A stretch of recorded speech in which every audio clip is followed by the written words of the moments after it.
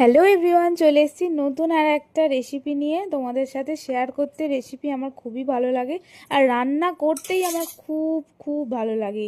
হয়তো গরমকালে একটু সামান্য কষ্ট হয়, কিন্তু রান্না করতে কিন্তু আমার খুব ভালো লাগে। আমি কিন্তু শখেই সমস্ত রান্না বানাই।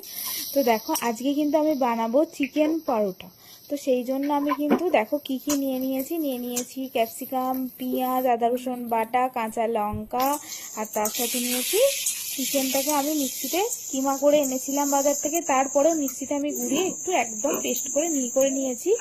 দেখো, কড়াইতে প্রথমেই গরম তেলে আমি জিরে ফোড়ন দিয়ে দিলাম। তারপর পেঁয়াজটা অল্প একটু ভেজে নিয়ে তার সাথে আদা রসুন দিয়ে ক্যাপসিকাম, টমেটো সমস্ত কিছু দিয়ে ভালো করে কষিয়ে নেব যতক্ষণ না তেল ছাড়বে। তেলটা একটু ছেড়ে বাইরে এলে তার মধ্যে আমি চিকেনটা দিয়ে দেবো, দিয়ে ভালো করে কষাতে থাকবো যতক্ষণ না ভালো সুন্দর কষানো হচ্ছে, একদম কাঁচা গন্ধ মশলার যাচ্ছে, ততক্ষণ ধরে আমি কষাবো। এরপরে তেল ছেড়ে দিলে তার মধ্যে আমি একটা গোটা আলু সেদ্ধকে কিন্তু একদম ম্যাশ করে দিয়ে দেব, যাতে সুন্দর ভাবে আমার পরোটার পুরটা তৈরি হয়। শুধু চিকেন দিয়ে কিন্তু হবে না, একটা আলু দিতেই হয় এর মধ্যে।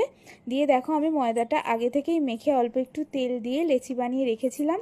লেচির মধ্যে পুরে তৈরি হয়ে গেল আমার পুর। এরপর আস্তে আস্তে বেশি করে তেল দিয়ে বেলে নেব।